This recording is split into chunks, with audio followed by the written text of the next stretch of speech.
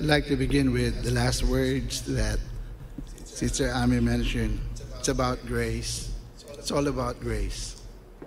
Raising up, a generation of godly children is all about grace.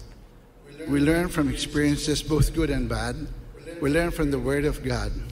We learn from other people. But it's all by God's grace. Amen? Hallelujah.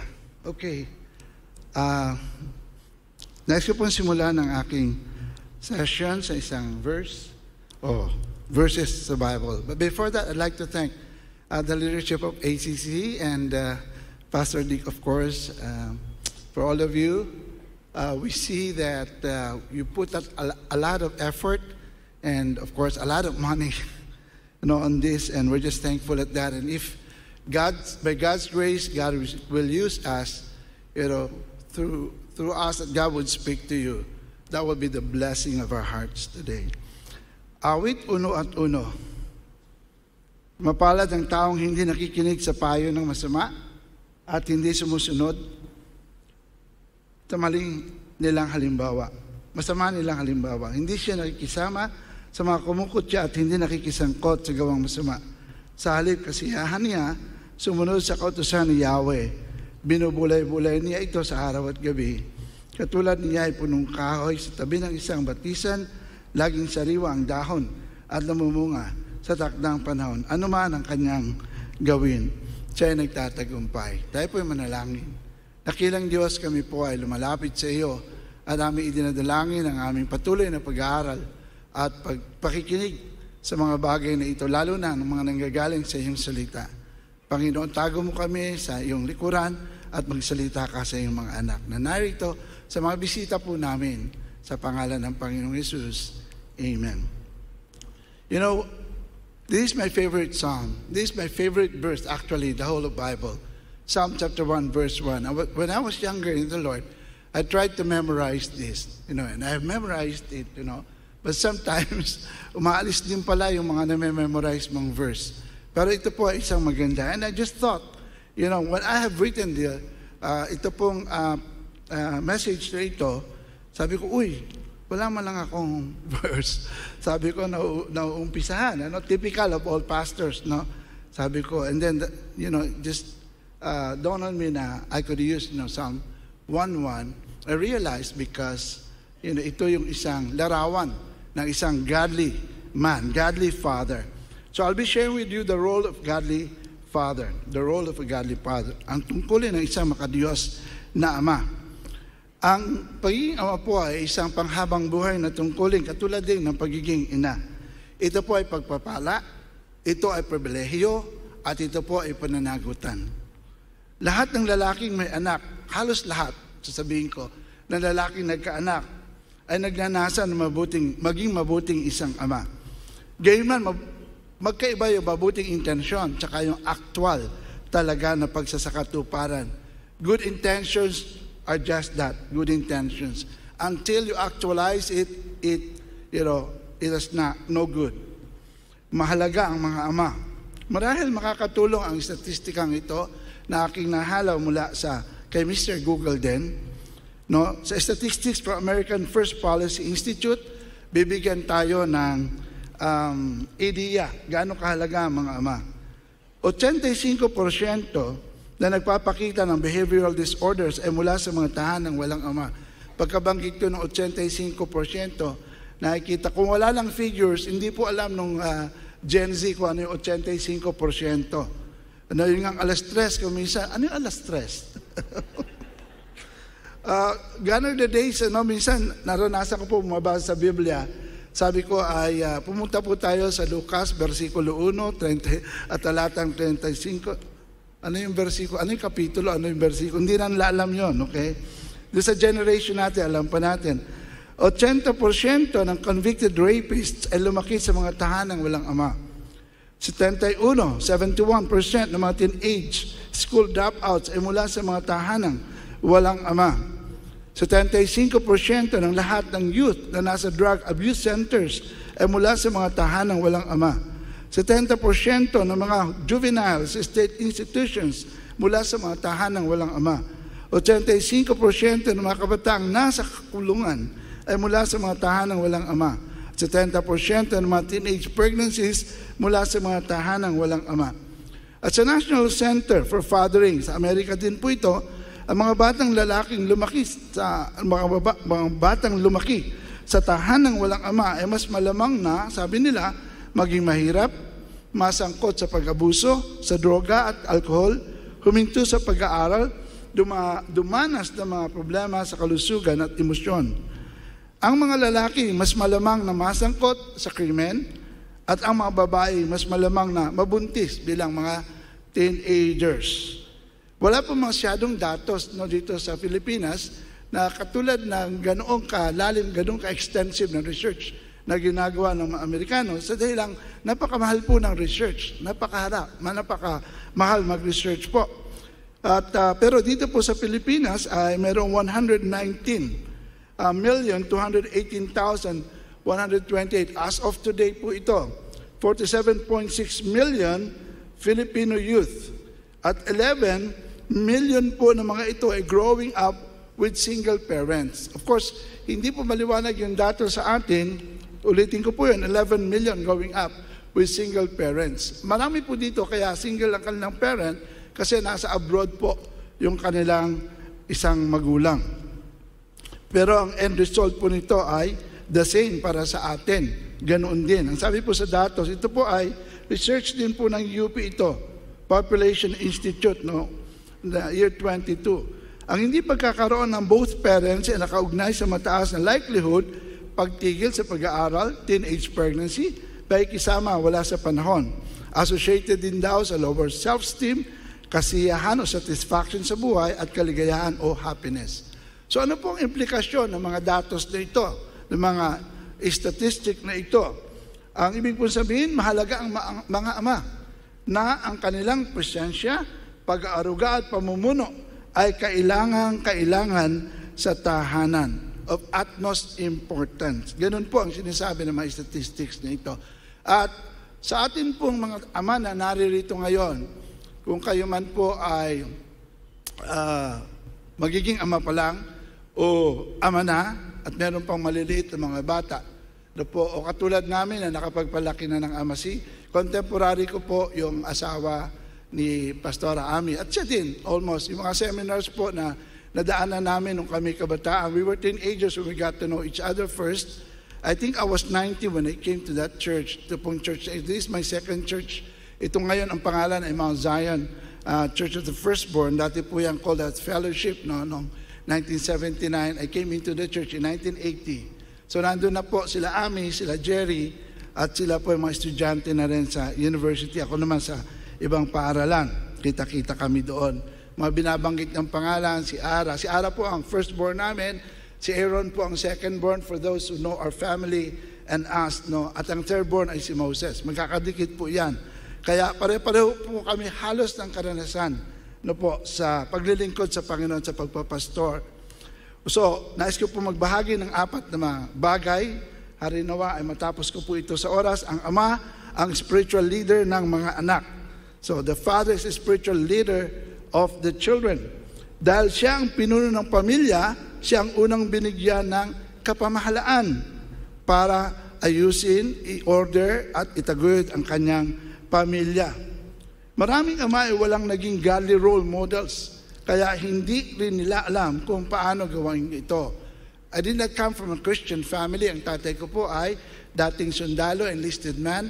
At alam niyo na po, ang buhay sundalo, kung kayo ay anak ng sundalo, dito alam niyo ang buhay ng sundalo.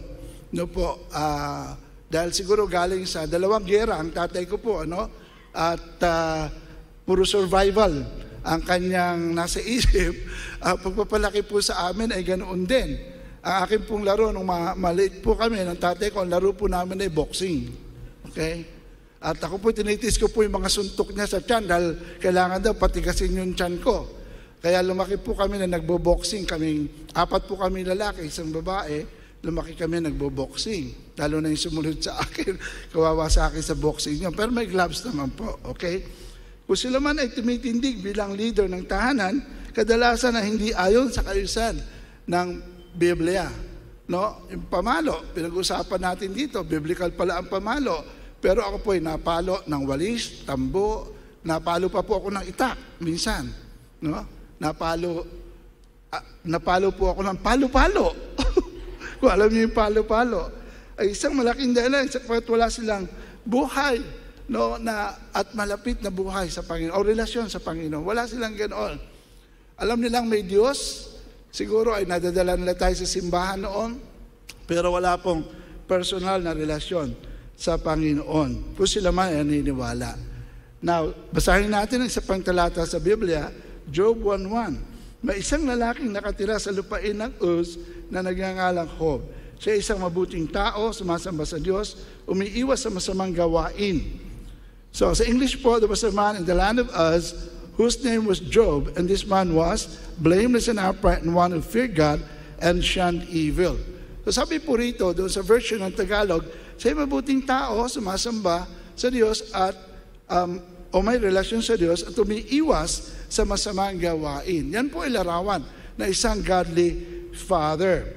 So ang kaunahan ng role na ito, na pagiging spiritual leader, ay nag-uugat sa kabatirang ang pag-iisang ama ay galing sa Diyos. Hindi po ito inimbento lamang ng kung sino man, kundi ito ay talagang galing sa Panginoong Diyos. God established order in the family, and the head of the house is the father. The head of the family is the father. In-establish ng Lord ang marriage at saka ang family, at siya po ang may author na ito. So, bagamat sa maraming lugar ng mundo ngayon ay nire-redefine ang definition ng marriage, and yet the Word of God still stands. This is where it came from. The author of the Bible is the establisher of marriage, and we need to listen to Him.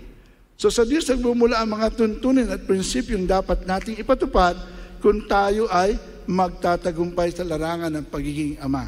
Let's continue to read Job's story, verse 4. Nakaugalian na ng kanyang mga anak na lalaki na haliling magdaos ang handaan sa kanilang bahay at inaanyayahan nila ang mga kapatid nilang babae. Subalit, matatapos ang ganong handaan, ipinapatawag ni Job ang kanyang mga anak para sa isang ritual. Maagang bumabangon si Job kinabukasan upang mag-alay sa Diyos ng handog na sinunog para sa kanyang mga anak, dahil baka lihim na nilalapastangan ng mga ito ang Diyos at sila ay magkasala. Tungkulin ng isang mabuting ama under spiritual leadership na ipakilala ang Diyos sa kanyang mga anak at turuan silang magmahal at magtiwala sa Kanya. Siyempre, in coordination with the mother. Simula pa po ng kanilang toddler years, 1 to 3, na po ay kinakailangan naroon na sila. Panahon ito ay punong-puno ng mga milestones at behavioral developments at ang mga bata ay natututo sa panggagaya. Sa ibang Tagalog, ang sabi, sa panggagagad. Okay, ginagagad nila yung kanilang mga magulang sa kanilang mga ginagawa. Tungkulin ng mga ama na ipanalangin ang kanilang mga anak at turuan silang manalangin. Kasama rin ang mga kababaihan doon. Dito pumapasok ang sabihang, things are best caught than taught. Okay? Mas madaling kunin nila yung nakikita nila kaysa dun sa ituturo sa kanila.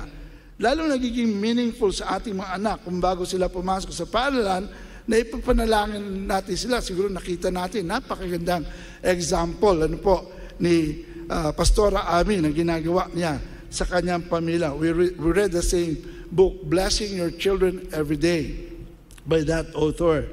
So, napakaganda po na ma-establish sa ating tahanan ang prayer time, ang family devotion, yung mga ganoon pong mga kagawian. So, kadalasan kanino tumatakbo ang ating mga anak pagka sila ay merong mga surilanin? Doon sa mga kaibigan nila na nakikinig sa kanila. At nakita naman po natin yung example kaya ni Sister Monique na napakahalaga sa atin dahil nga sa gap doon sa generation gap na yon, napakahalaga lalo sa atin ngayon na makinig talaga sa kanila. Manahimik at makinig bago tayo magsalita at magbigay ng solusyon sa kanilang problema. Ang problema, doon sa kanilang pinupuntahan, kadalasan, hindi naman lagi, ay makukuha nila ay maling payo. And this also happened in the Bible. When when Solomon turned over, or rather when Rehoboam became the king, no po, sabi ng mga tao sa kanya, King Rehoboam, buwasan mo naman yung taxes. Punta sa elders ng Israel, ang sabi, makinig ka sa kanila, amang. Sabi naman niya, parang hindi ko gusto yun. Punta ako sa mga kaibigan ko, huwag kang makinig sa kanila. Dagdagan mo pa. Yun po, na-divide ang kingdom dahil doon. Ganyan nangyayari. Bagamat listening ears ang kanilang tinatanggap doon, maling payo naman ang kanilang nakukuha. Kadalasan, tungkulin ng mga ama na ipamulat sa kanyang mga anak ang salita ng Diyos mula sa kanilang kamusmusan. Okay, wala pong nagturo sa akin ng Word of God. I was the first Christian in the family. I think my wife also was the first Christian in their family. Most of our contemporaries in church, most of us who are pastors today in the church, kami po ang mga first Christians sa family. Ito po yung tail end ng revival sa Pilipinas noon. Late 70s, I got born again in 1979.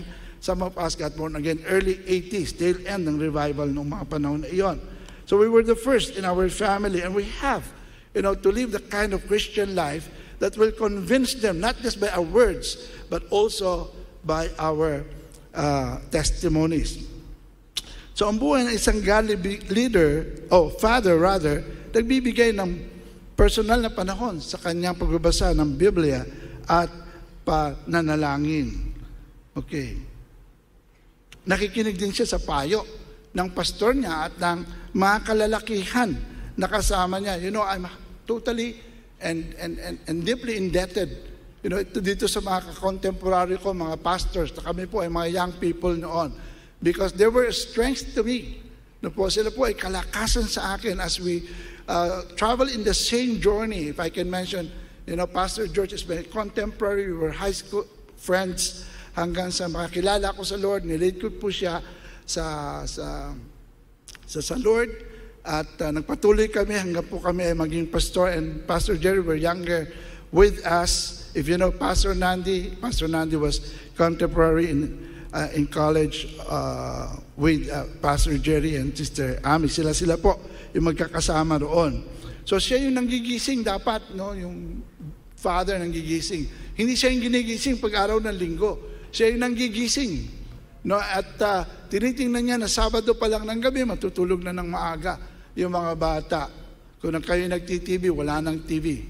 Beyond 8 or 9 o'clock. Lahat nasa bed na. Para kinabukasan, tuloy-tuloy na lahat at Sunday school. Maybe I'll be bragging to you, but I don't think I am. When I can say that during those early years of our life, wala po kaming absence sa church. Wala kaming absence sa church. Kasama namin yung anak namin. Hindi pa po kami mga pastors noon. Kayag-kayag namin yung mga anak namin. Siguro mga Sunday school teacher, youth leaders. Pastora Ami was our Sunday school superintendent. Sunday school head teacher po siya. Hindi po sinabi ni Pastora Ami about punctuality. Siya po ay the most punctual employee for 3 consecutive years sa CAP, ng College Assurance Plan. So, yung kanyang pinipreach na yun po ay pinamuhay niya yun. So, ang spiritual life ng isang ay marapat na maging isang mabuting halimbawa sa kanyang anak. I know that there were times that I would intentionally open the door of our bedroom, just so my children will see me praying. And I know I was not being hypocritical there, because I was motivated by the desire, for my children to see me praying. Kasi po, siyempre, kung nasa loob ka ng kwarto, hindi ka naman nakikita talaga na nagpipray. Yung family prayer time, nakikita ka nila nagpipray. But I wanted them to see me praying, that I'm talking with God. Sinasabi nga po sa Biblia, sa quote, ang halimbawa ay mas marangal kaysa sa payo. Example is nobler than advice. Kung makita nila yung example na yon. So, ang pagbibigay ng prioridad sa mga espiritual na bagay ay bubuo ng katatagan sa puso, kaisipan at emosyon ng ating mga anak. Sila ay lalaki na may takot sa Diyos, may paggalang sa magulang at sa ibang tao. Number 2, tungkulin ng mga ama na disiplinahin ang kanilang mga anak. Ano na rin po natin Kawikaan 22 at 15, Deuteronomy 6, hindi ko na po binasa kasi nabasa ng 2 beses. Ito po ay maikli lang, kaya babasahin ko uli. Nakabalot sa puso ng bata ang kahangalan, ngunit nilalayo ito sa kanya ng pamalo ng pagsaway. Foolishness is bound up in the heart of a child, but the rod of correction will drive it far from him. Tinuruan po kami nila, Pastor Ami, na gumawa talaga kami ng patpat. Na po. And my discovery was that maganda po ang kawayan sa pamalo. Kasi magaan po siya, tapos po masakit po siya. At hindi mo kinakailangang ihataw na ganoon. Kahit na ipitik mo lang po sa puwit, malambot na puwit ng iyong anak, ay okay na yan. Okay, ang tawag po ng humanistic teaching ngayon dyan ay child abuse. No? But the Word of God tells us to discipline our children. Whom are you going to listen to? The doctorates in humanism or the doctorate of all doctorates? So ang pagdidisiplina ay kapwa tungkulin ng mag-asawa. Sila pong dalawa. Kung si nanay ay nag-iisa sa bahay at siya'y sinuway ng kanyang mga anak, hindi niya na kinakailangang sabihin, wait till your tatay gets home. Hindi na. Dapat siya na ang magdisiplina.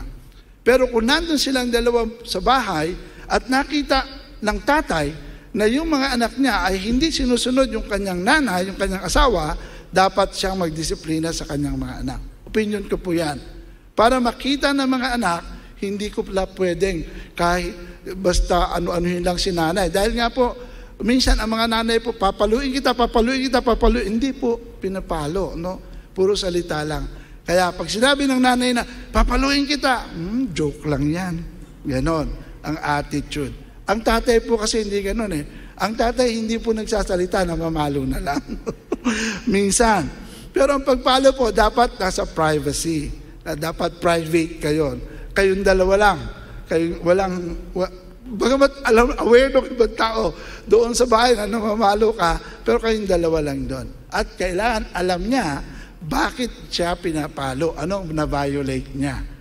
Kung hindi po alam ng bata bakit siya pinapalo, kayo ay nagdidiscipline wrongly at may kasalanan kayo sa Diyos. Kaya maliwanag yun sa Kanya. Ano ang rule? Ano ang violate mo? Kung word of God yun, nagsinungaling siya, nagsinungaling po ako. Kanino ka nagkasala? Sa God po. Kanino pa? Sa inyo po. Okay. Ang kabayaran ng kasalanan ay hindi po kamatayan para sa bata, ay pamalo. Okay? Ang kabayaran ng kasalanan ay masakit. Sa amin po, yun ang definition namin. Anong kabayaran ng kasalanan? Masakit. Ano? Masakit. Kaya masakit ito, 3 palo lang ito, pwede kang umiyak, pero hindi ka pwedeng sumigaw. Ganun. Marinig ng kapitbahay, akala inaabuso mo yung anak mo. Ito, 3 palo. Ano po? Tapos, bakit kita pinalo? Kasi po nagkamali ako, nagkasala ako. Dahil ba galit ako? Hindi po. Bakit? Kasi po mahal po ninyo ako. Kanino ka nagkasala? Kay Lord. Kanino ka nagkasala pa? Sa akin. O, hingi ka ng tawad kay Lord. Tapos, pagtapos yun, hingi ka ng tawad sa akin. O pagkatapos, embrace mo na siya. Yung sinasabi ni Pastora Ami na pagkatapos ng paluan, wala na naman. Maglalaro na naman yun doon. Kasi alam niya na disiplina siya dahil sa pag-ibig, hindi sa galit yung magulang niya. Ang balansing pagpapalaki ng mga anak binubuo ng 4 na component. Love and discipline, teaching and training. Kinakailangan yung love, babalansin mo ng disiplina. Yung teaching, kinakailangan yung training, nando doon. 4 na box po yan. Na po. So, child discipline leads to peace. Child discipline leads to peace. Non-child discipline leads to grief. Pag hindi ka nagdisiplina, kalungkutan ang iyong aabutin. Kawikaan 29:15, ang pamalot sa way ay nagbibigay ng karunungan, ngunit ang batang pinababayaan sa kanyang ina ay nagbibigay kahihiyan. Yung mga nando doon sa mall at pinipilit yung magulang nila na ibili yung toy. Bilhin yung toy, magwawala pag hindi. Okay. Wala pong mga ganong senaryo sa awa ng Diyos. Awa ko kila amin, pero sa amin pong tahanan, wala pong ganong senaryo. And I believe, doon sa mga contemporary ko, hindi namin po nalanasan yon sapagkat tinuruan kami kung paano mag-discipline ng tama. Walang nagpapabili sa amin ng anumang bagay, lalo na yung hihiyain ka ng iyong mga anak sa maraming mga tao, binablackmail ka nila, emotional blackmail.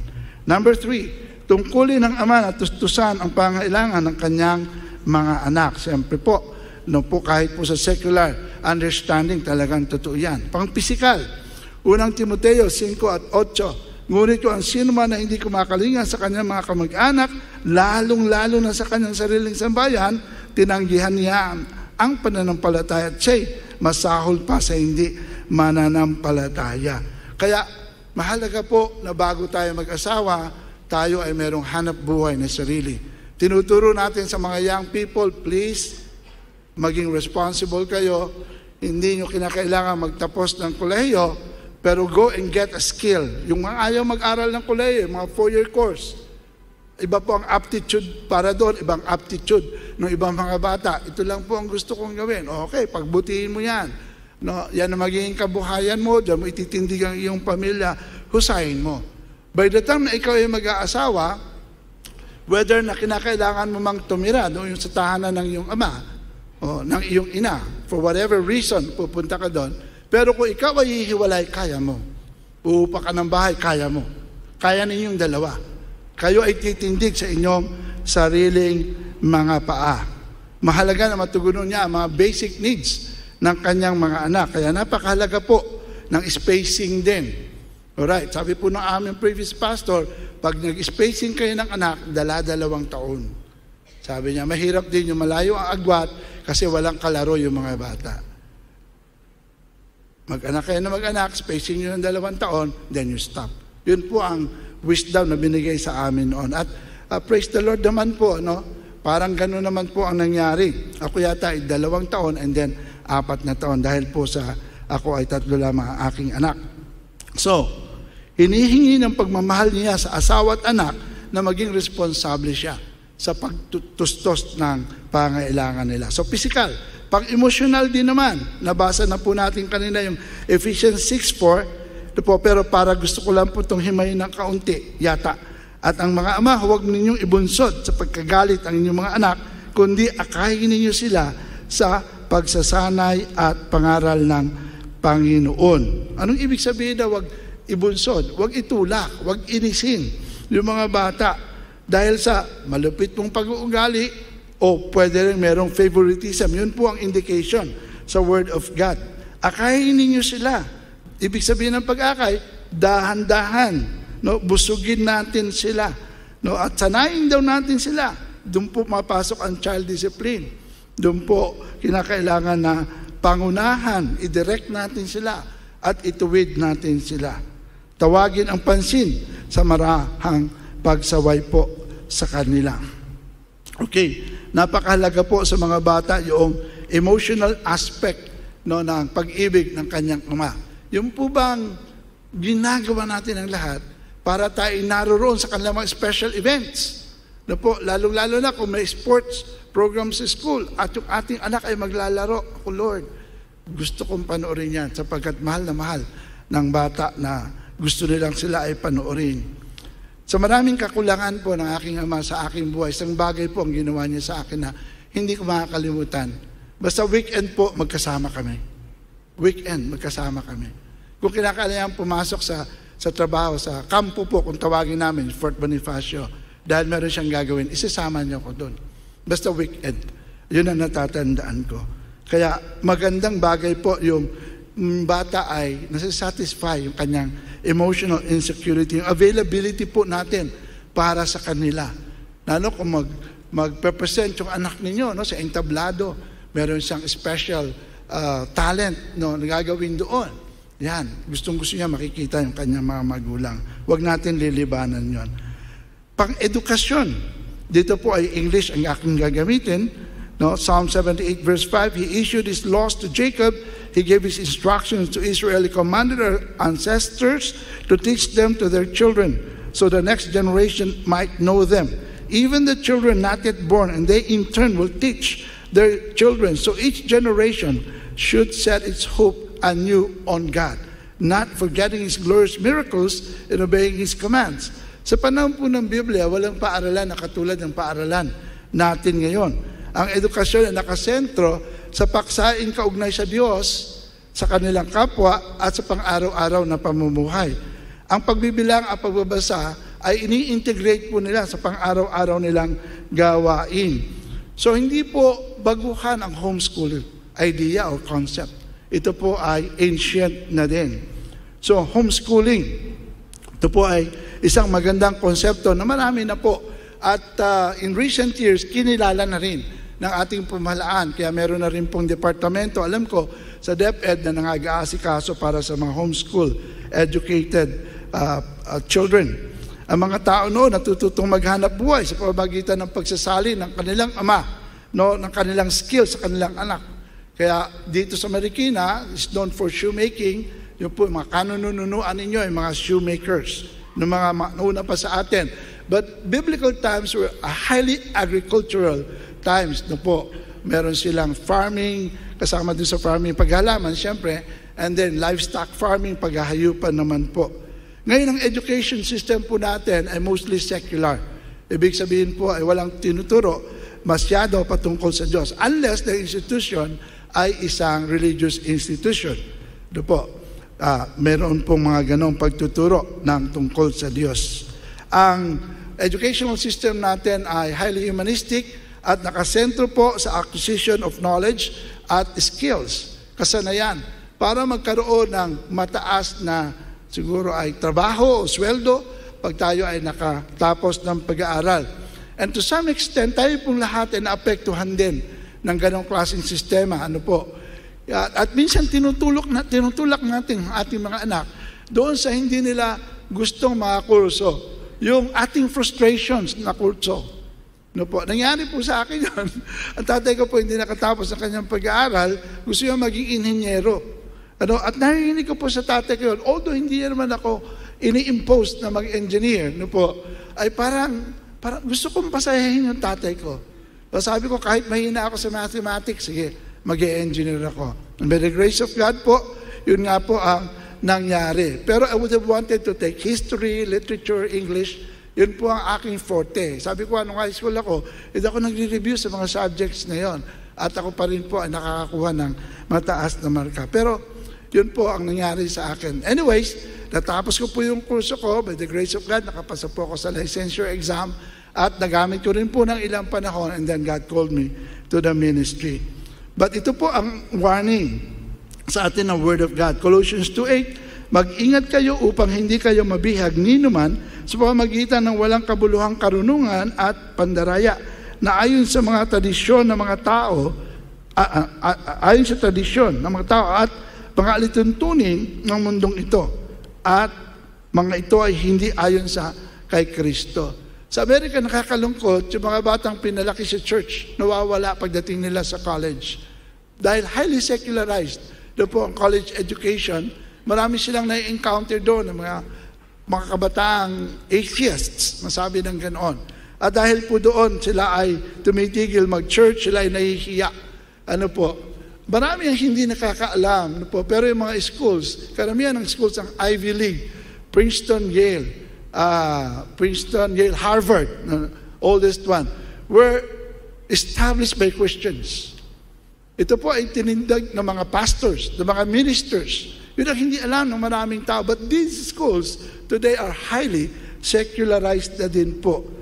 Kaya tungkulin ng ama at ng ina na binibigyan natin po ng edukasyon, ng skills ang ating mga anak sa paaralan, tungkulin natin balansihin. Kaya tama yung sabi ni Sister Ami na pinakailangan i-meet up natin sila lagi. Ito po yung unang tungkulin ng mga magulang, hindi po ng pamahalaan. Sending your children to school is your first responsibility, not the government. Kaya lang, nagiging responsibility nila kasi kailangan po sa nation building ang education. At alam naman nila, pagka hindi educated ang mga tao, hindi highly skilled ang mga tao, kawawa ang bansa. Kaya sabi nila, libre na ang education. Okay, from kinder up to high school, libre na yan. Sa college, libre pa rin, pero medyo may competition na sa scholarships. Pero marami pa rin po nakakakuha niyan. Kaya, kung ang ating mga anak ay hindi makatapos ng pag-aaral, kasalanan na lang po natin. Sapagkat libre na nga po yung edukasyon Di po ba? Tinutulungan na nga po tayo nila. At ngayon, minsan sa mga LG units natin, local government units, mula Bumbunan hanggang Paa, libre na din. Di po ba? Alam ko, lalo rito sa Marikina siguro, talagang pasapatos, pamedyas, palahat, pa-notebook, pa-bag. Karamihan po ng mga Metro Manila cities ay ganyan na po ang ginagawa. Kaya i-encourage po natin sila mag-aral na po kung hindi po ubod ng talino ang inyong anak, huwag po kayong malungkot. Kung siya ay karaniwan lang, inyo pa rin po siyang i-recognize. At kung siya po ay talagang hirap na hirap, ipanalangin niyo po siya, huwag kayong malulungkot, tulungan mo po siya. Isang pagpapala na binigay po sa amin ng Panginoon sa aming mga anak, halos wala po kaming tinuruan o tinuturan. Pero ako sang inak, sabi niya, Tatay, tinawag po ako sa school ng aking ma'am, hindi po ako nakasagot. Ano yan, subject? Math po. Saan ka ba nahihirapan sa math? Sabi, ito pong subject namin ngayon. Tinignan ko, ganito anak, gawin mo. So, tinutur ko lang po siya. That was the first and the last time. Next time po, ubuhin na siya. Nakangiti na pa siya. Nakasagot na po siya sa board.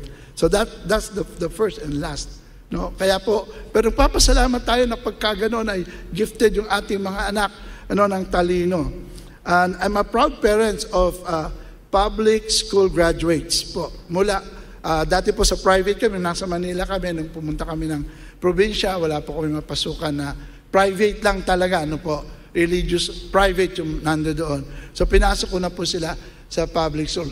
I'm glad I did that. Sapagkat unang-una, yun lang naman po talaga ang naroroong paaralan.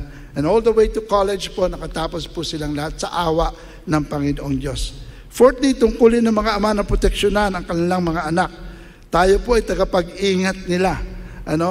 At tayo po ay dapat mapagmatsyag sa anumang makakasira, makakasakit sa kanila. Alamin natin kung ano ang mga bagay na ito, kanilang ginagawa at sino ang kanilang mga kasama. Nip the bad while it is early. An ounce of prevention is worth a pound of cure. Mas madali pong umiwas o paiwasin kaysa tayo ay maghanap ng solusyon sa mga problemang mangyayari. Responsibilidad nating alamin kung nasaan ang ating mga anak at any time. Nasaan ba yung anak ko? Lalo na po ngayon, meron na tayong cellphone. Sino-sino bang kasama ng mga anak ko ngayon kapag kumagat na ang dilim? As a parent, dapat alam nyo kung sino yung mga kalaro ng inyong mga anak. Kung alam nyo na hindi nagiging mabuti impluensya yung mga batang yon, tayo po lahat ay may karapatan na paiwasin doon po sa mga batang yon. Magiging kapayapaan sa puso ng mga gulang kung sila ay kumpiyansado ang kanilang mga anak ay nagsasabing totoo. Ito po ang tinuro sa amin. Ang pinakamasakit na palo, ibigay nyo sa pagsisinungaling at sa pananakit sa kanilang kapwa. At ganun po ang aming ginawa. Pag ang aming anak ay nagsinungaling ka sa akin, pinakalakas na palo yan. At pinakamaraming palo. Why? Sapagkat gusto nating i-instill sa kanila, hindi ako pwedeng magsinungaling sa tatay at nanay ko. Dahil malakas ang palo, masakit at marami. Meron silang takot.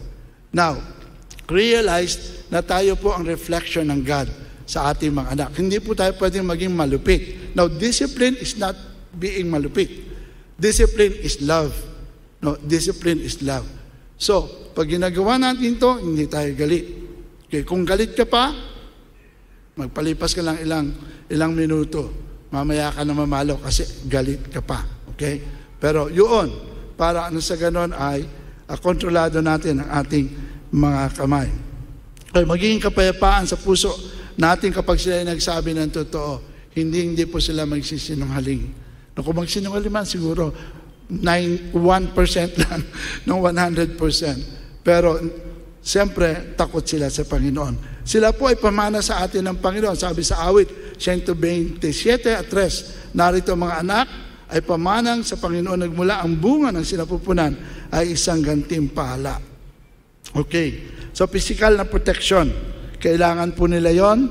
Moral na protection. Ito po yung mahalaga. Yung physical, alam na po natin yon. Hindi natin hayaan sino man manakit sa ating kapwa. Lahat po tayo halos kalalakihan, nabuli na. Simula ng maliit tayo, minsan lang po ako nakipag-away, nakipagsuntukan. No ako po ay bata, binubuli po ako lagi nito. Lagi ko po siyang, takot ako sa kanya. No, malaki po siya sa akin. Isang araw nagtuturumpo po kami at ako ang taya, ay itinira niya yung kanyang turumpo. No, na hindi po naman dapat niyang ginawa kasi hindi naman siya kasali sa laro. Tumusok po yung turumpo niya. Yung sabi nga po natin, nagdilim na ang paningin ko noon. Talagang sinugod ko na siya at di ko siya nilubayan hanggang hindi po siya napabagsak. Alright, yun lang po. Pinagsisihan ko naman yon. Hindi na po ako, kaya lang, buling-buli na po ako, kawawang-kawawa na ako. So yung mga ganoon po, maraming chance po ako na naranasan ko na pinagtanggol ako ng aking tatay. Yun din po ang isang maganda. Pero kailangan po nila ng protection ng ating mga anak sa mga moral predators ngayon.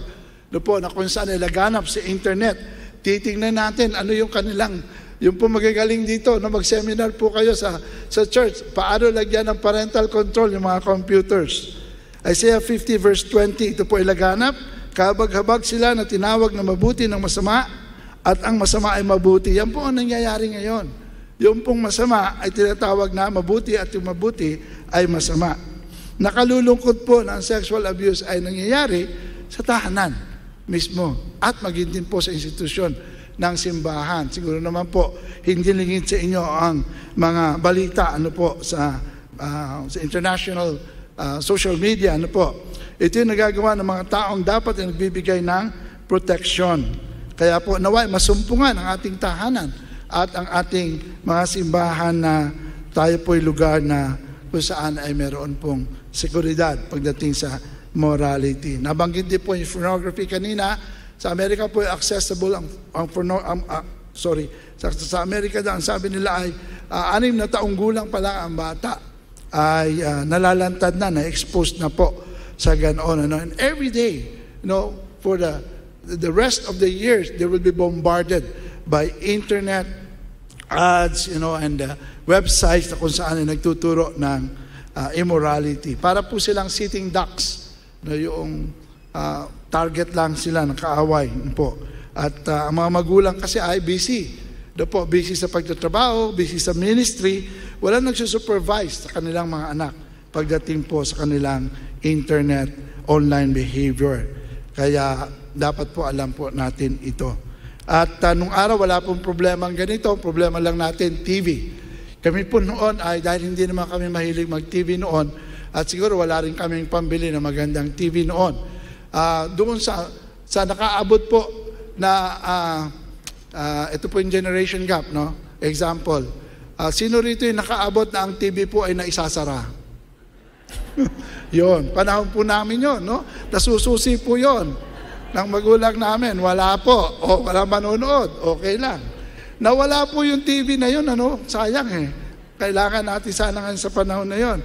So anyways, nung maliliit po yung mga bata, kami po kasi mag-asawa parehong nagtatrabaho pa yata noon. Lalagyan ko po ng bond paper, yung television naming maliit, black and white lang po yon. At kahit uso na yung color, para nga hindi panuuran. Anyways, tapos babalik po ako, sipin na lang ninyo kung sino may kasalanan dito. May magsusumbong sa akin, Tatay, si ano po, tinanggal po yung bond paper. Tatawa ako pabulong pa. Tinanggal po yung bond paper. Alam niyo na mangyayari doon. Sa nagtanggal ng bond paper, magse-session po kami mamaya. Ganon yung mga problema natin noong araw. Pero ngayon, hindi mo na pwedeng gawin yon kasi kasama nung anak mo, yung gadget, yung device. Kaya kinakailangan may control din yon. So katungkulan po nating ingatan.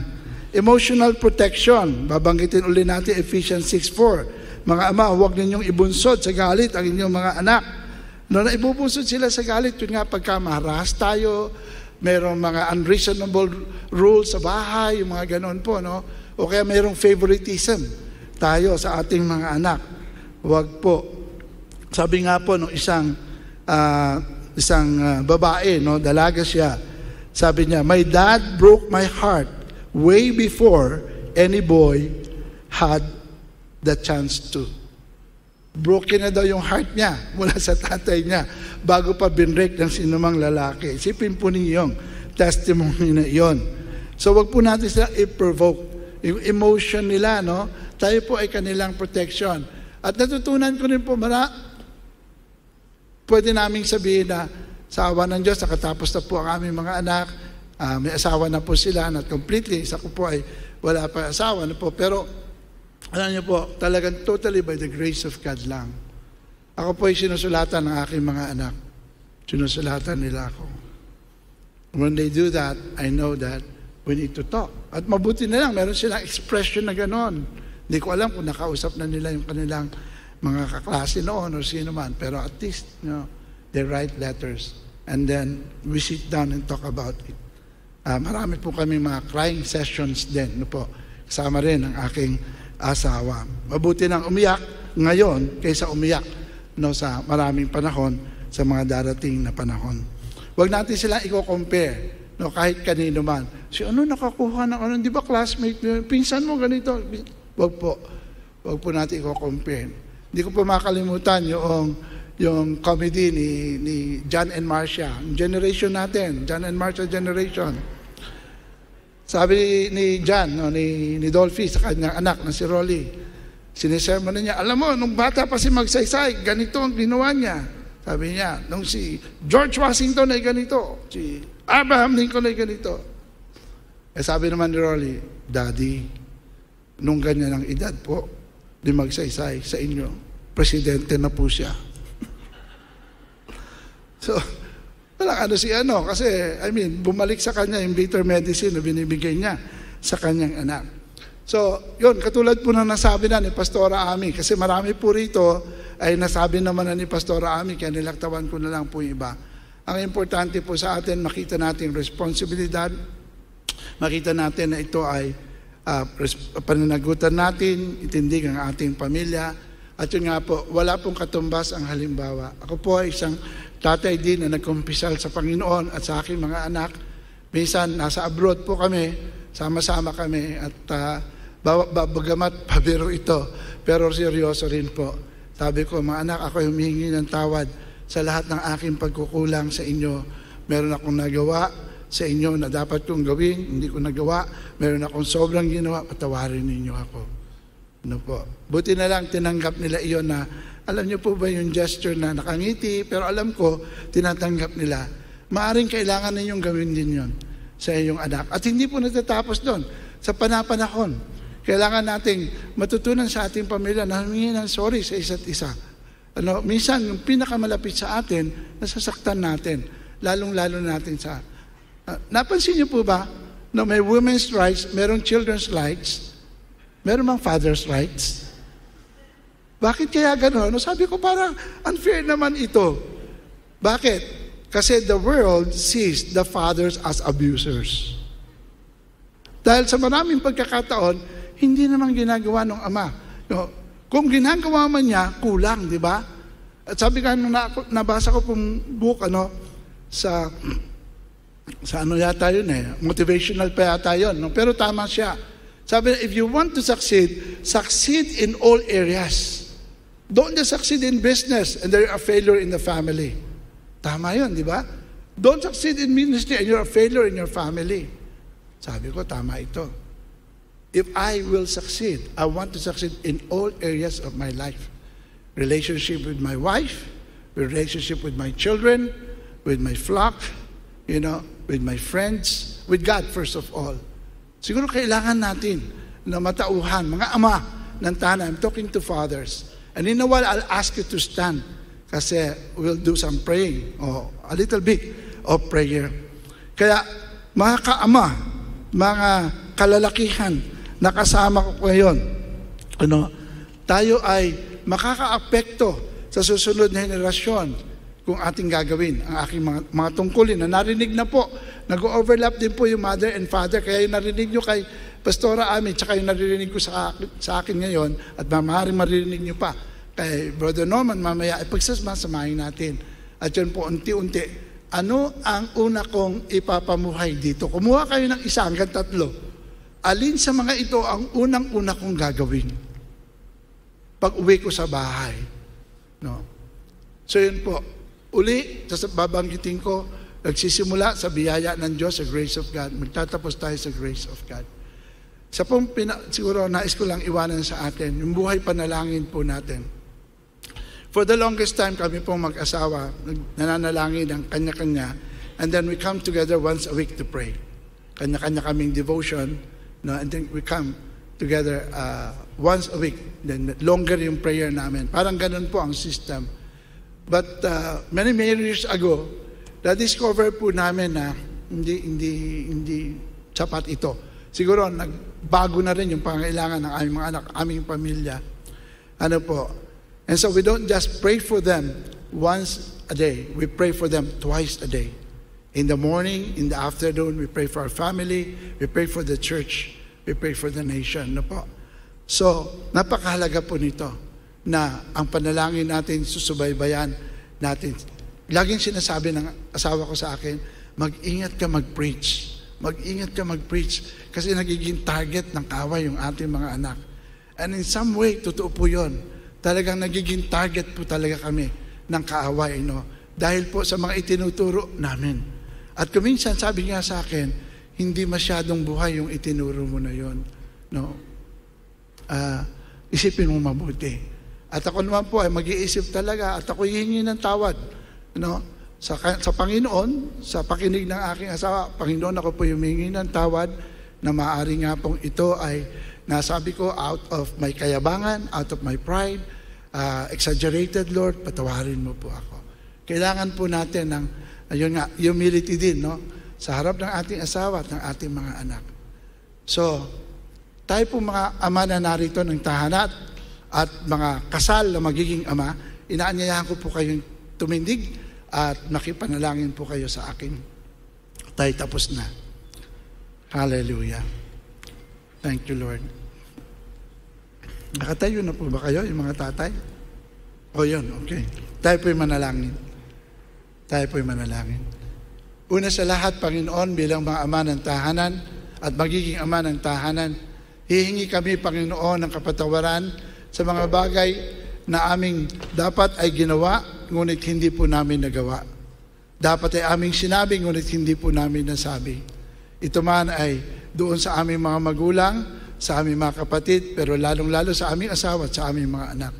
Patawarin mo kami, Panginoon, kung kami man ay nag-asal mayabang, palalo, kung kami man, Panginoon, ay hindi naging mababa, na madaling kausapin, hindi naging malambot ang aming puso, kung kami man ay nagdisiplina ng hindi tama, matigas ang aming puso, galit kami, Panginoon. Kung kami man ay hindi nakikinig sa aming mga asawa, sa kanilang mga binibigay na tips sa amin kung paano namin dapat arugain ang aming mga anak, patawad po, Panginoon. Ngunit simula sa araw na ito, tinatanggap po namin ang hamon na maging isang mabuting ama ng tahanan. At katulungin mo kami, Panginoon, kasangkapanin mo kami, Panginoon, para makapagtindig kami, makatulong kami sa aming sariling pamilya at sa buhay pa ng ibang mga tao na makapagtindig kami ng mga bagong henerasyon na makadiyos ng mga tao na maapektuhan ang iba pang mga tao at maging ang lipunang aming ginagalawan. Sa araw po na ito, Panginoon, humingi kami ng tawad sa iyo at sa pananampalataya tinatanggap din namin ang aming kapatawaran, O Lord God, na mayroong sariwang pagtatalaga ng aming sarili bilang maging mabuting mga ama, maging mabuting mga asawa sa aming pamilya. Ito po ang aming hiling at dalangin sa pangalan ng Panginoong Hesus. Amen. Magandang hapon po sa inyo.